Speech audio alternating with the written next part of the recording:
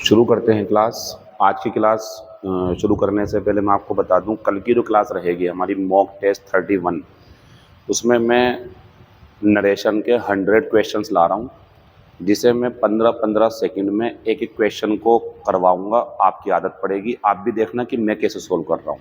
तो ये कल की क्लास रहेगी हमारी। फिलहाल आज की क्लास शुरू करते हैं। तो आज हमने आपके लिए एक बनाया है 10 नंबर का क्लोज टेस्ट। अभी लेटेस्ट न्यूज़पेपर से निकाल करके तैयार किया गया है, ये मेरे द्वारा ही बनाया गया है। तो अब नई फीलिंग आएगी आपको इसके अंदर। ये आपने पहले नहीं पढ़ा होगा, शब्द हो सकते हैं लेकिन क्लोज टेस्ट ऐसा नहीं मिला होगा आपको। तो क्लोज टेस्ट जो है बच्चों हमारा, वो क्या थीम रखता है, क्या कहना चाहता है, शुरू करते हैं। एज द सन राइजेज, जैसे ही सूरज निकलता है या जैसे ही सूरज ऊपर आता है। फिर आता the lush green forests and grasslands. मैं अब सवाल करूंगा आपसे, जब सूरज आसमान में ऊपर आ जाएगा तो वहाँ से जो रोशनी है सूरज की, जो किरणें हैं, वो घास में, पानी पर, जंगलों पर ऊपर से पूरी पड़ जाएंगी ना, पूरी। इसके लिए जो आंसर आएगा बच्चों हमारा, वो ओवर आएगा। बात आती है सर ओवर क्यों, ऑन क्यों नहीं आ रहा। अब आप इसे छोड़ो, ऐसे कर लो, आप पंखे के नीचे हो, ओवर आएगा, पंखा आपके ऊपर है ना। तो ऐसे ही बच्चों, अगर किसी के घर के ऊपर कोई हवाई जहाज उड़े या पतंग उड़े तो ओवर आएगा। तो जब ऊपर से कोई चीज़ इस तरीके से नीचे वाली चीज़ को अपने आगोश में ले ले तो वो उसे ओवर के रूप में यूज़ करेंगे। इसका आंसर यही रहेगा। और मीनिंग है बच्चों, जैसे ही सूरज ऊपर आकर हरे भरे जंगलों और घासों के ऊपर पड़ता है, ए कहने का मतलब यही है कि जब सुबह होती है, इनका मतलब ये है। A magnificent creature. अब दूसरे का ऑप्शन बच्चों, imply, infer, describe, emerge. Imply का मतलब होता अर्थ देना, अर्थ देना या अर्थ होना। इमर्ज का मतलब होता उत्पन्न होना। इसका मतलब होता है बच्चों सामने आना, सामने आना। यह एक मीनिंग और है इसका, उभर कर आना या उभरना, ये भी इसका मतलब है। सुना होगा आपने, जो आईपीएल होते हैं उसमें आता emerging player of the tournament, उभरता हुआ सितारा। तो ये भी इसका मतलब होता। इन्फर का मतलब होता है अर्थ निकालना या समझना किसी की बात का। इसका मतलब होता है बच्चों वर्णन करना। एक बात बता दूं मैं आपको, डिस्क्राइब जब वर्ब हो, नियम ध्यान रखना, जब डिस्क्राइब वर्ब हो तो इसके साथ अबाउट नहीं आती है। अब ये हमने 3 शब्द लिखे। तो बच्चों एक बात बताओ, यहाँ पे जब सूरज निकल जाता है, मीन्स जब सुबह हो जाती है, तो एक बड़ा शानदार सा प्राणी, मैग्निफिसेंट, जिसकी चर्चा है चारों तरफ। बच्चों मेरा आंसर तो यह आएगा, इमर्जेस। जैसे ही सूरज निकला तो एक बड़ा शानदार प्राणी सामने आता है जंगल में। अब वो क्या होगा, वो आगे की थीम बताएगी आपको। ये भी जरूरी चीज है कि थीम समझनी बहुत जरूरी होती है। The powerful presence of its commands, the powerful presence of it commands attention. यानी कि इसकी जो ताकतवर जानदारी, जो इसकी उपस्थिति है, वो इस बात का आदेश देती है कि ध्यान दो मेरी तरफ। And the striking orange and blank strips that. एक बात मैं यह बता दूं आपको, ये एक आपने पढ़ लिया होगा, एक टाइगर की बात चल रही है। और टाइगर के बारे में ये कहा जा रहा है कि जैसे ही सुबह होती है तो ये अपने शिकार की तलाश में निकल पड़ते हैं, जंगलों में बाहर आ जाते हैं। इमर्ज गया, ऊपर वाले का ओवर आ गया, ठीक है। अब इसके बाद में तीसरा आंसर लेना है मुझे। उससे पहले ये बताना है कि इसके शरीर पे जो है काली और ऑरेंज कलर की धारियाँ होती हैं, और ना हल्का सा येलो टाइप का, तो ये धारियाँ होती हैं, दैट। अब ऑप्शन ये है बच्चों, डार्कन होता अंधेरा कर देना, वर्ब की फर्स्ट फॉर्म है ये, सेकंड फॉर्म ईडी लगा के बनेगी इसकी, अंधेरा करना। रेस्ट्रिक्ट होता है रोकना। एडोर्न होता है खूबसूरती बढ़ाना, खूबसूरती बढ़ाना। डुवेल्व होता है निवास करना। अब देखते हैं क्या आंसर बैठता है फिर यहाँ पे हमारा। फिलहाल जिस तरीके से इन्होंने पीछे बातें बताई हैं, क्या क्या, the powerful presence of it commands attention, यानी कि इसके आने से अटेंशन की जरूरत होती है। And the striking orange and black streaks, और इसके शरीर पे पड़ी हुई जो धारियां हैं काले और ऑरेंज कलर की, that adorn its majestic body, जो इसकी शानदार बॉडी को खूबसूरत बनाती है, are a testament to its beauty. देखो यहाँ पे भी है, ये इसकी सुंदरता के सबूत हैं और ताकत के। मेरा आंसर बच्चों कौन सा रहेगा? अडोर्न। क्योंकि जो पीछे बात बता रहे हैं ना किसी के शरीर की अपीयरेंस की, मान लीजिए ऐसे आप किसी लड़के या लड़की या मोर की बात कर सकते हैं कि मोर के पंख नीले और ऐसे हैं तो इसकी खूबसूरती बढ़ाते हैं, तो बच्चों यहाँ खूबसूरती बढ़ाने का मीनिंग ज्यादा आएगा। The tiger is an iconic big cat, आपको पता है ये बिल्ली की कैटेगरी में आता, बड़ा है बस ये। तो जो टाइगर है वो एक बहुत बड़ी बिल्ली होती है ऑफ द ऑर्डर, इसकी मुझे आप लोगों से उम्मीद थी, जिन्हें नहीं पता वो ध्यान रखना, ये होते हैं मांसाहारी, जो मांस खाने वाले जानवर हैं उनकी जो कैटेगरी है वो ये है।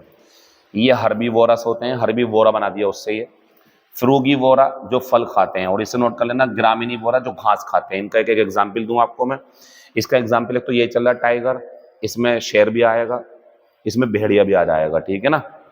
हर्बीवोरा की बात करें तो बच्चों इसमें जो गाय बकरी और भैंस है वो आएगी जो शाखाएं खाती हैं, नहीं सॉरी, इसमें ज्यादातर जो आएगा ना बच्चों जिराफ आएगा, क्योंकि ये हर्बीवोरस जो है ये पेड़ की शाखाएं हैं, जो ऊपर मुंडी करके वो शाखाएं खाएगा, वो जिराफ है, ये ज्यादा बेहतर एग्जाम्पल है जिराफ इसका। फ्रूगीवोरा में तोता आ जाएगा, तोता फल ज्यादा खाता है, ये फलों के लिए है। और बच्चों ग्रामिनीवोरा क्या है? जो घास खाता है, इसमें आएंगे बकरी भैंस और गाय। तो मेरा आंसर तो बच्चों ये हो जाएगा, ये इसके ऑर्डर का है ना।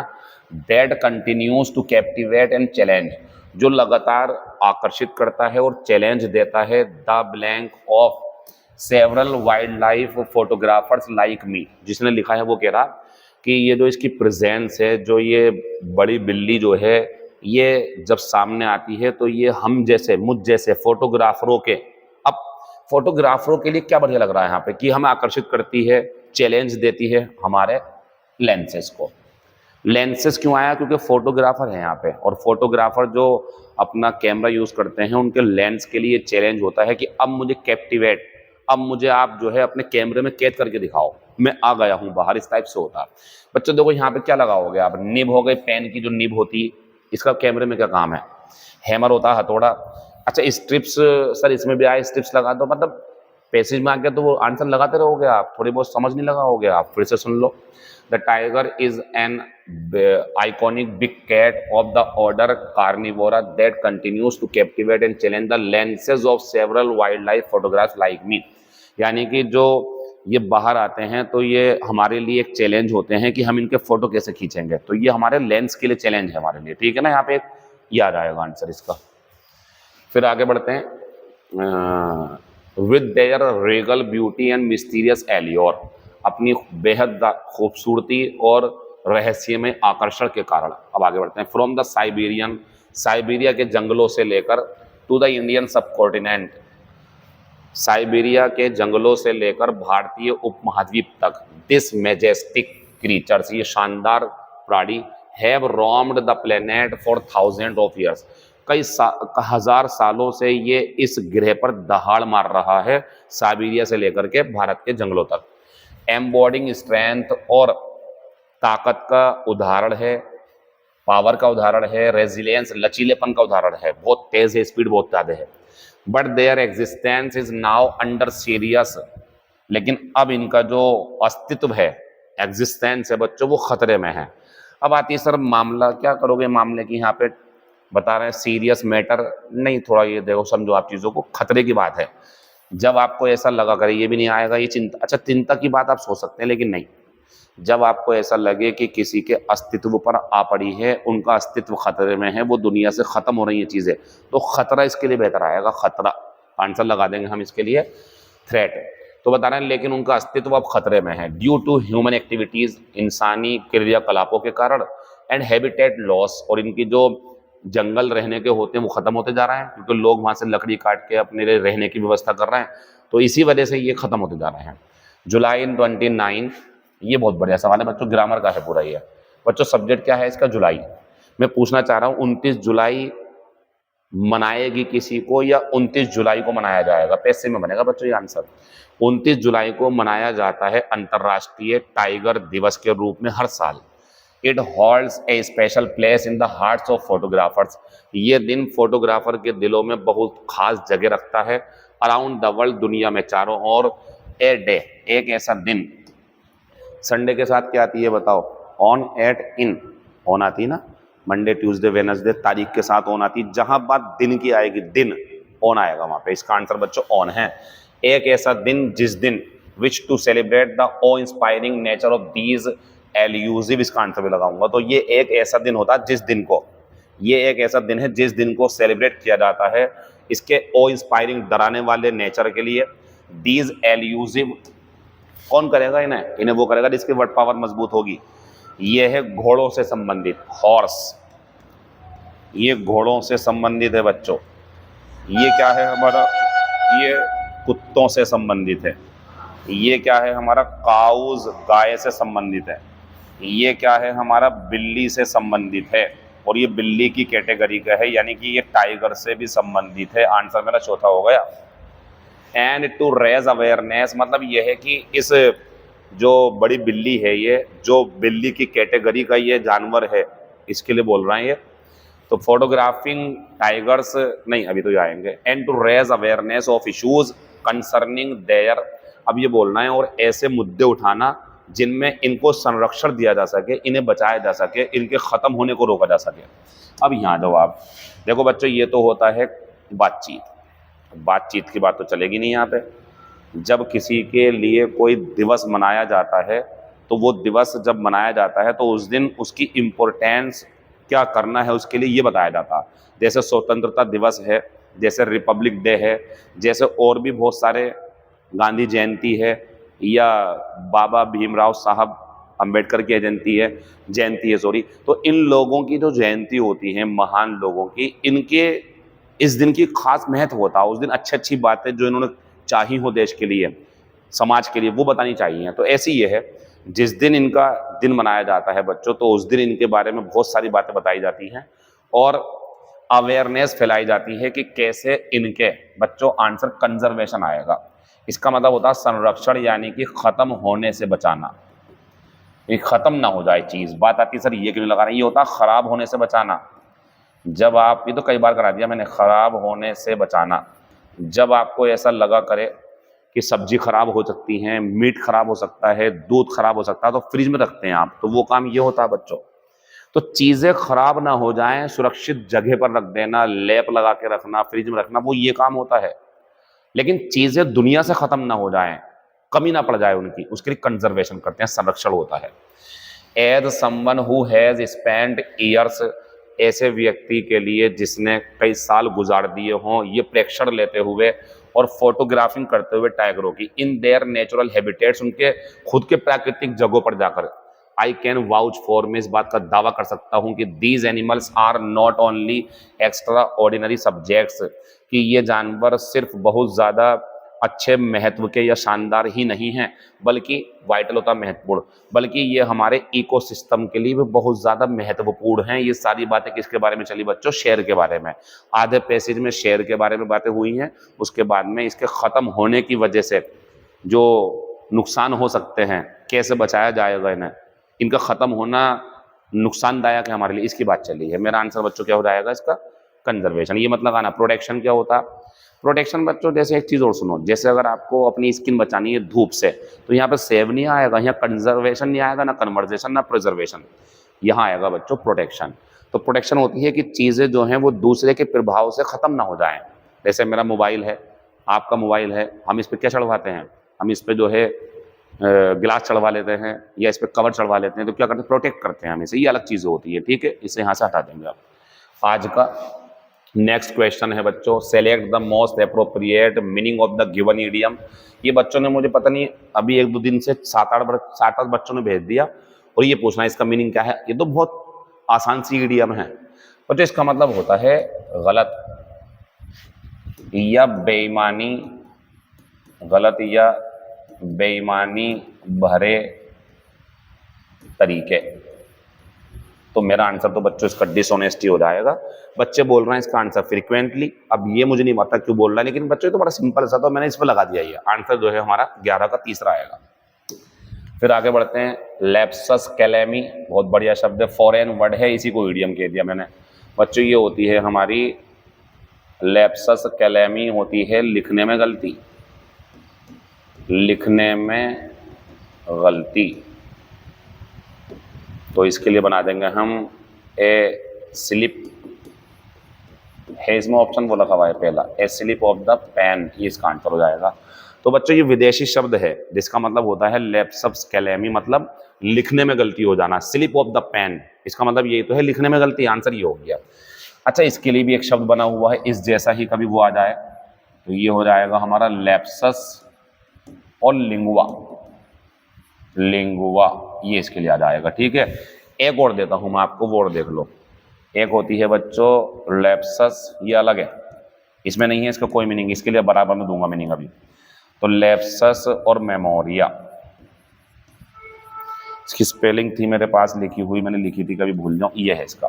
तो लैप्सस मेमोरी जो है बच्चों, ये होती है ए स्लिप ऑफ मेमोरी, यानी कि दिमाग से कोई बात निकल जाना, दिमाग से कोई बात निकल जाना। ये हो गया हमारा कौन सा बच्चों, लैप्सस लिंगुआ, बोलने में गलती, ये हो गया लिखने में गलती। तो आंसर हमारा 12 का जो है वो पहला है, इसका आंसर ये रहा, इसका ये है। आगे चलते हैं, ब्रेक प्रिसेशंस हेड, बच्चों इसे नोट कर लें आप, ईडियम चल रही है, ईडियम में वही लाऊंगा जो आपने नहीं पढ़ी होंगी, क्योंकि मुझे पेपर में नंबर से मतलब है। मेरे मॉक टेस्ट में चाहे आपके 30 में से 15 आ रहा हूं या 20 आ रहा हूं, सीख लो चीजों को, ये काम आएंगी आगे चल करके, इसी पे जॉब लगने वाली है आपकी इस बार। नोट कर लेना, गलत ग्रामर इस्तेमाल करना, ग्रामर को गलत तरीके से इस्तेमाल करना, ग्रामर का बिल्कुल ध्यान ना देना, नजरअंदाज कर देना ग्रामर को, इसी को बोलते हैं ब्रेक प्रिसेस हेड।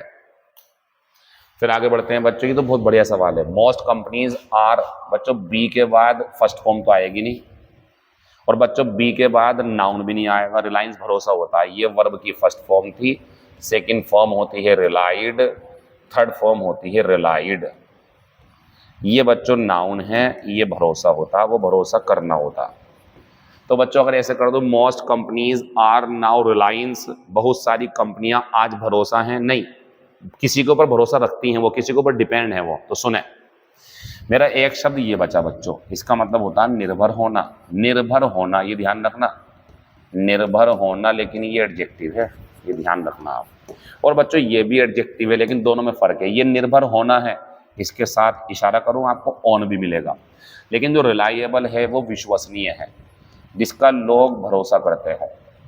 अब आप बताओ मुझे, क्या यहाँ पे विश्वसनीय की बात चल रही है, या ये बात चल रही है ज्यादातर कंपनियां अब कंप्यूटर टेक्नोलॉजी के ऊपर निर्भर हैं? नोट कर लेना इसे, आंसर रिलायंट आएगा।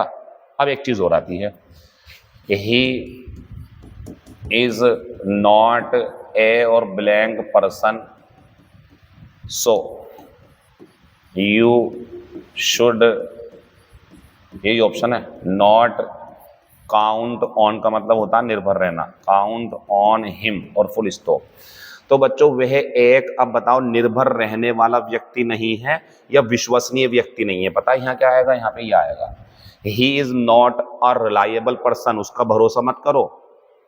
क्यों? क्योंकि वो रिलायबल नहीं है, वो विश्वसनीय नहीं है, इसलिए तुम्हें उसके ऊपर निर्भर नहीं रहना चाहिए। बच्चों जब आपको लगे किसी के ऊपर निर्भर है कोई, किसी के ऊपर निर्भर, तो रिलायंट लगाया करो, और विश्वास के लायक है तो रिलायबल लगाया करो। ये नाउन है, वो वर्ब की फर्स्ट फॉर्म है, खत्म हो गया, क्वेश्चन बढ़िया था ये। आ जाइए जरा, एक वैसे सवाल दिया मैंने छोटा सा, choose which part of speech the underlined part belongs to, ये बोल रहे हैं पार्ट ऑफ स्पीच क्या है उसका जिसे अंडरलाइन किया गया। अब अंडरलाइन ढूंढ रहे होंगे आप, तो इन्हें सबको देखो और इसे देखो ध्यान से, ये हल्का सा इटैलिक है, तो यानी कि तिरछा लिखा, इसके ऊपर सवाल है बच्चों। He reads A paper, subject है, मैन वर्ब है, ऑब्जेक्ट है, ये कंडीशन जो है हमारी, ये एडवर्ब की होती है। पूरा नाम बताऊं तो एडवर्ब ऑफ फ्रीक्वेंसी, यानी कि काम कितनी बार होता है कोई, कितनी बार। अगर बात आती कब होता है तो एडवर्ब ऑफ टाइम, और कितनी बार होता है तो एडवर्ब ऑफ फ्रीक्वेंसी। जैसे मैं अगर आपसे कहूं आई मैट हिम टुडे, मैं उससे आज मिला, कब मिला, आज, ये एडवर्ब ऑफ टाइम है। मैं उससे कल मिलूंगा, I will meet him tomorrow, adverb of time है। मैं उससे कल रात मिला, I met him last night, adverb of time है। लेकिन मैंने आज 2 बार खाना खाया, आई टुक फूड ट्वाइस या 2 टाइम्स। बच्चों ये एडवर्ब ऑफ फ्रीक्वेंसी, कितनी बार, तो कितनी बार का जवाब आया, अगर 1 बार 2 बार तो आप समझ जाया करो, फिर आप एडवर्ब ऑफ फ्रीक्वेंसी में हो। और अगर आपको ऐसा लगा करे कि सर ये है बस समय का जवाब, तो फिर एडवर्ब ऑफ टाइम पे हो आप। मैं पूछूं आपसे, वो अखबार पढ़ता है कब, अब आती रोजाना नहीं, वो अखबार पढ़ता है कितनी बार, रोजाना पढ़ता है बच्चों, वो आज भी कल को भी मतलब पढ़ता ही रहेगा। तो ये टेम्परेरी नहीं है, रिपीटेशन दिखाता है। रिपीटेशन दिखाने वाले जो शब्द होते हैं वो एडवर्ब ऑफ फ्रीक्वेंसी होती है। आंसर इसका चौथा हो गया। मैं आगे लेके जाऊंगा अब आपको।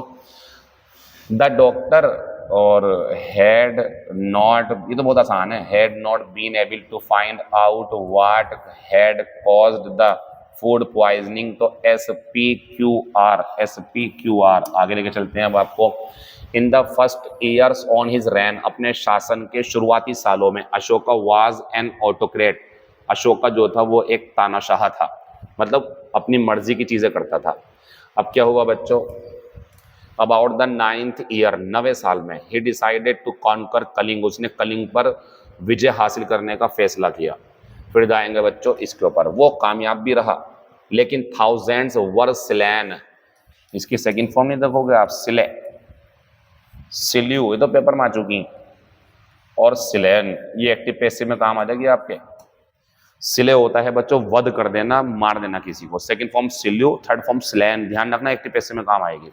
तो युद्ध में कई सारे लोग मारे गए। फिर क्या हुआ बच्चों इससे, this caused a sudden change of his heart, यानी कि ये जो घटना घटित हुई है इससे उसका जो दिल था वो बहुत ज्यादा बदला, एकदम से बदलाव हुआ। और क्या हुआ इसका असर, the effect over the slaughter on his mind, और उसके दिमाग पे इस चीज का बहुत ज्यादा असर पड़ा।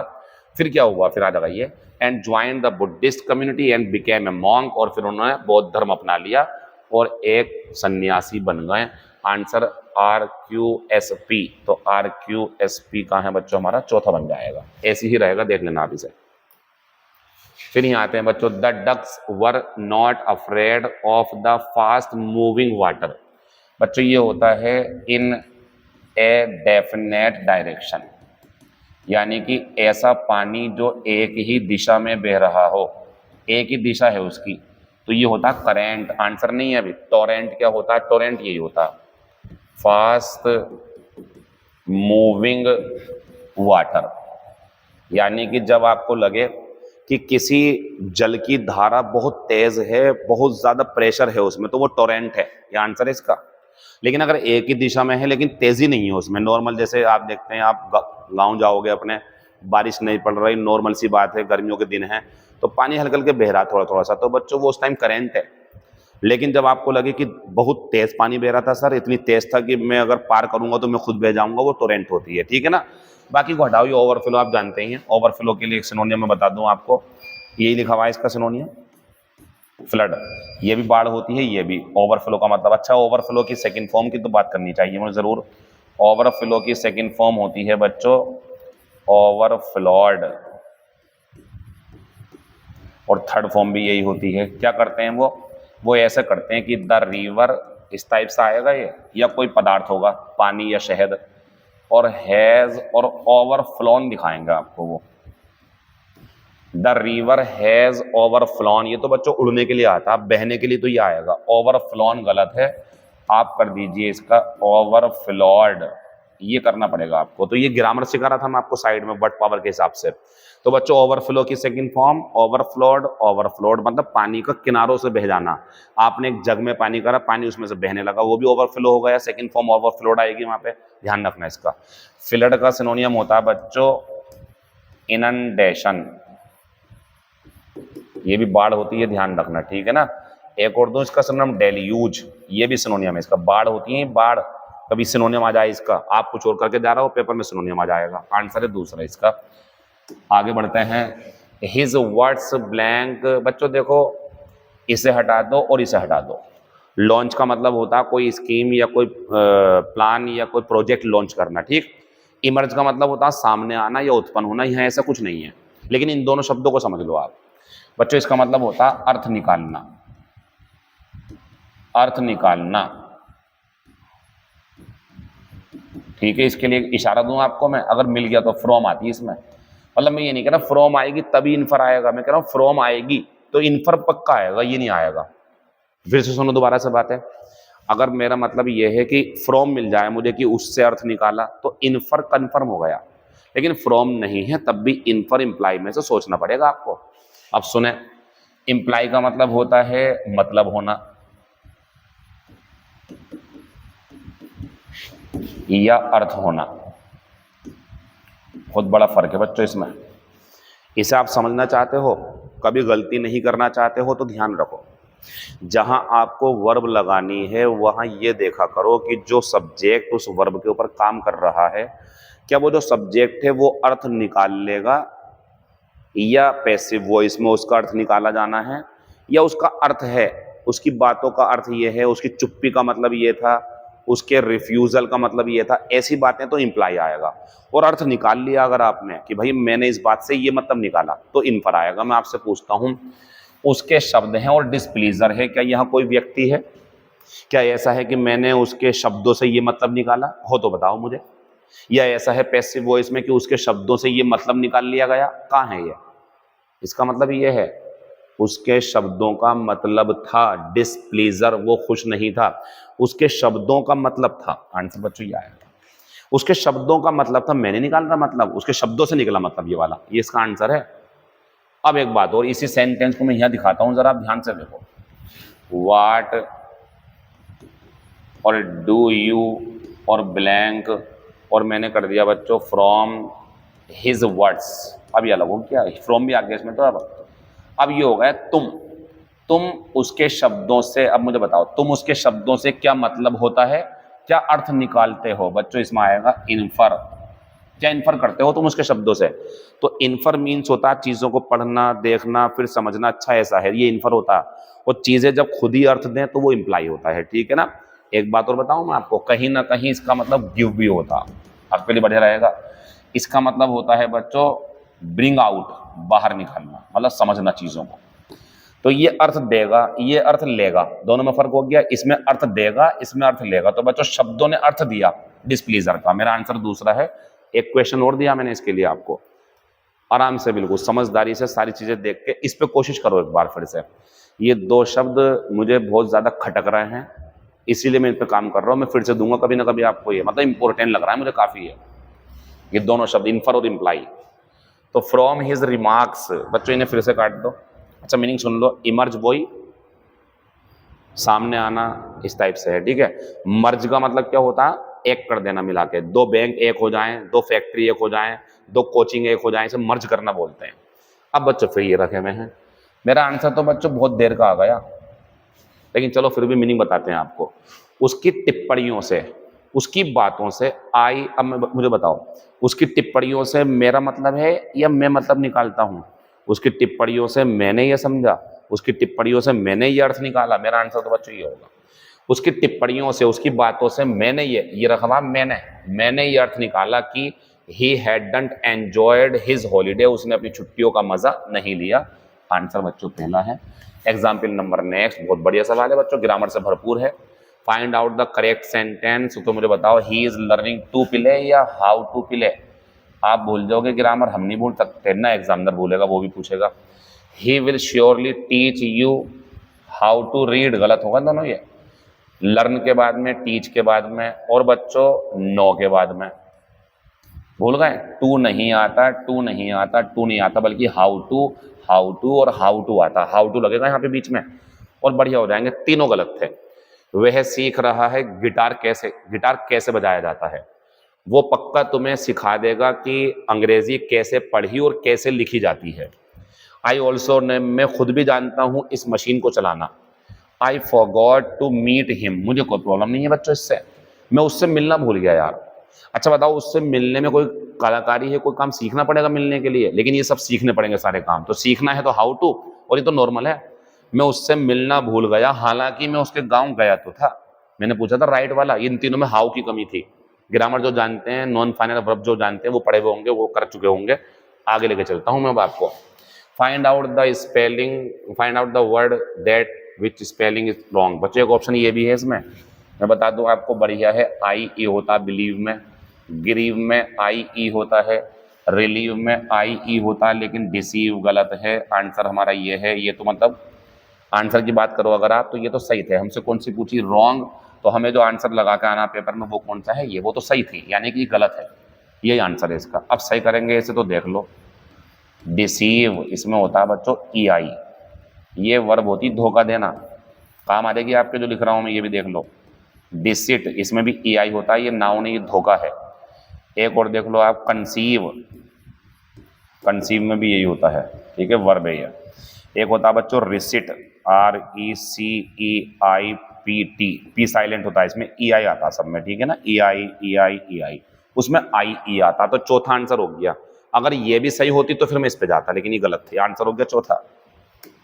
क्वेश्चन नंबर 23 मतलब, नेदर द साइज, ना तो आकार, nor the colour, neither nor बढ़िया, of clothes which I purchased for him. पहले इसको सुनो, इसको बीच में से हटा के देख लो आप जरा, इसकी कोई जरूरत नहीं, क्लोज पूरा हो गया ना ये।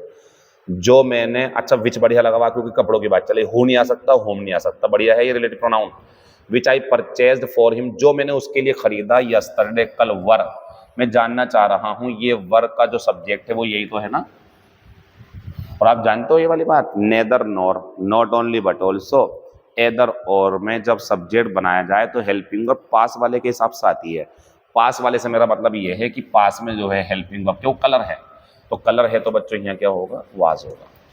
तो नेदर नॉर, एदर और नॉट ओनली बट ऑल्सो, इन तीनों का मामला यह है कि अगर इनसे सब्जेक्ट बना हो तो हेल्पिंग वर्ब अगर बाद में है तो नॉर के बाद जो रखा हुआ है उसके हिसाब से आएगी, यानी कि इसके। और अगर हेल्पिंग वर्ब मान लो एक बात करो यहाँ लगानी होती है अगर हेल्पिंग वर्ब, तो फिर हेल्पिंग वर्ब आती इसके हिसाब से, तब भी सिंगुलर ही आती।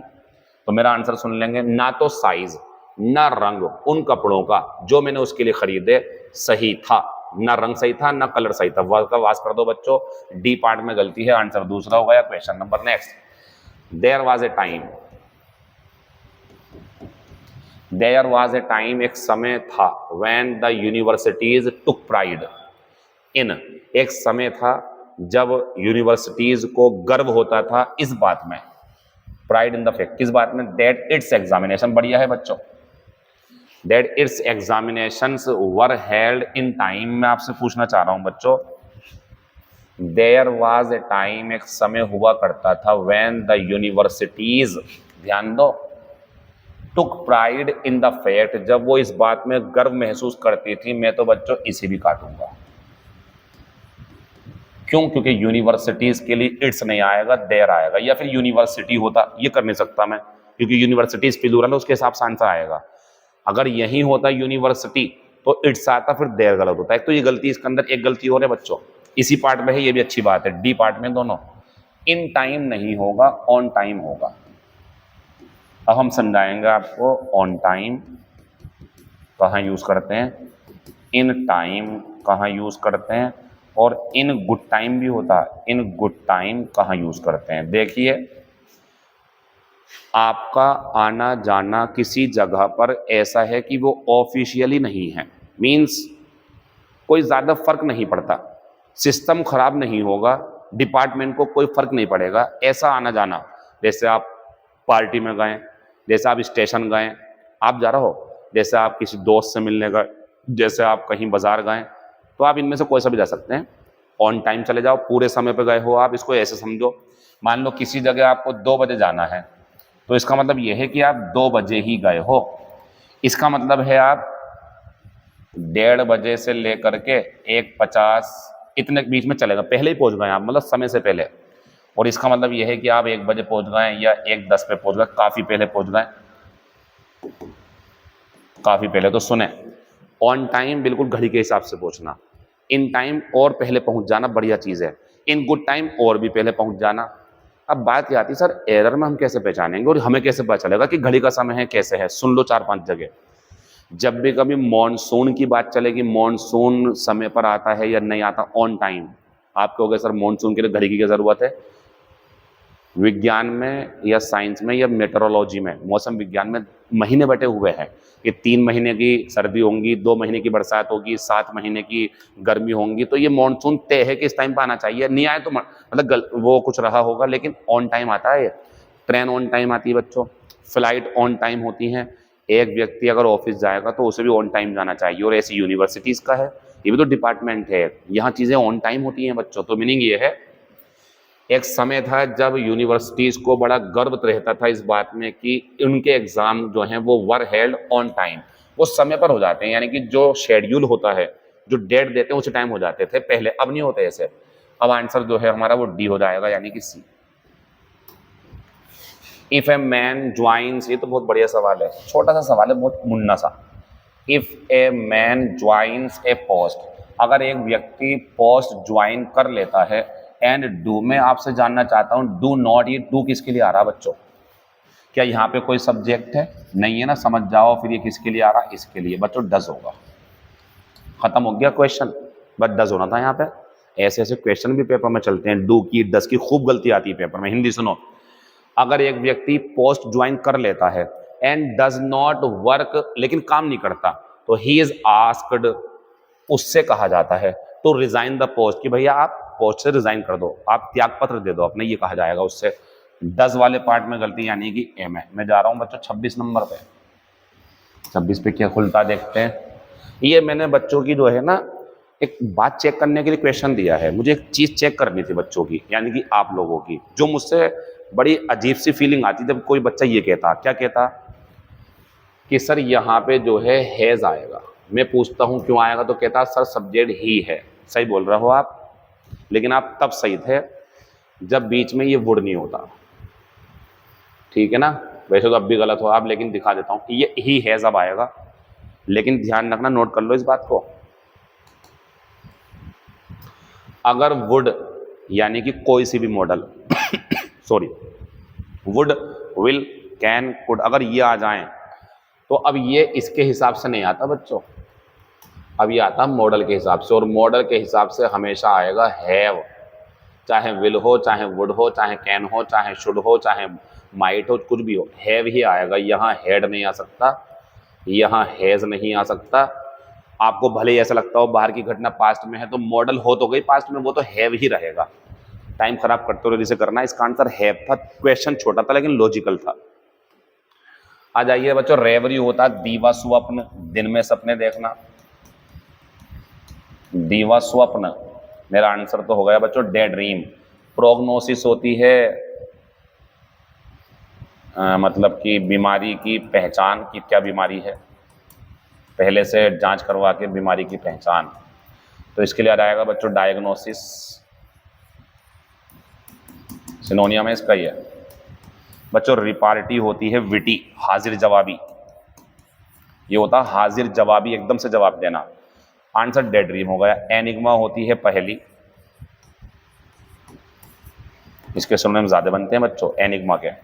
कॉनंड्रम अभी तो कराई थी पीछे, ये कॉनंड्रम, ये भी पहेली होती है, नया शब्द है आपके लिए, याद कर लेना, बढ़िया है। या पजल या रिडल, ये पहेली होती है बच्चों सारी, ठीक है ना। एनिग्मा। 28 नंबर पर आते हैं, ही इज नॉट कट आउट। इसके बारे में मैं कुछ बात करूंगा आपसे, पहले जरा इसका मीनिंग समझो आप। इसका मतलब होता है के लायक, सूटेड है, मतलब वो, इसका आंसर दूसरा हो जाएगा। तो he is not cut out to be a teacher, वो एक अध्यापक बनने के लायक नहीं है, वो अध्यापक को सूट नहीं करेगा। एक बात और सुनो बच्चों, देखो एक तो शब्द होता है कट आउट टू, और एक शब्द होता है कट आउट फॉर। दोनों को देख लो, कभी पेपर में नंबर मिल जाए आपको। मैंने आपके सामने दो क्वेश्चन लिखे, ही इज और ब्लैंक और ए डॉक्टर। एक तो ये लिखा मैंने, ध्यान से देख लेना जरा बोर्ड पे। एक ये और लिखा मैंने, ये पेपर के लिए बहुत ज़रूरी क्वेश्चन है, एसएससी में कई बार आ गया। और यहाँ कर दिया मैंने बी ए डॉक्टर। फर्क जान लो दोनों में। देखो ही इज, मुझे बताओ यहाँ डॉक्टर है, कोई मेन वर्ब तो नहीं है कि बनने कुछ ऐसे कट आउट फॉर, तो कट आउट फॉर और नाउन, ठीक है ना। यहाँ ही इज कट आउट, ये बी जो है ये मेन वर्ब का काम कर रही है, इसे टू चाहिए, तो अब आएगा cut out to.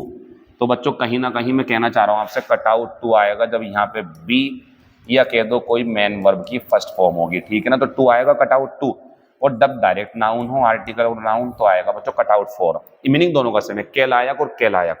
Cut out for noun, cut out to भी नाउन। निगार्ड क्या होता है बच्चों, ये होता है अच्छा, इसका आंसर कौन सा हो गया था हमारा? सूटेड।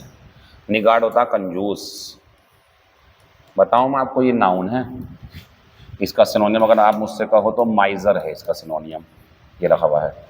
फिलहाल निगार्ड का सिनोनियम एंटोनियम पूछ रहा है, ये तो एंटोनियम हो जाएगा बच्चों एक्स्ट्रावेगेंट, ये खर्चीला होता। पहले इसी के सिनोनियम लिखवा दूं मैं आपको। स्पेंडथ्रिफ्ट,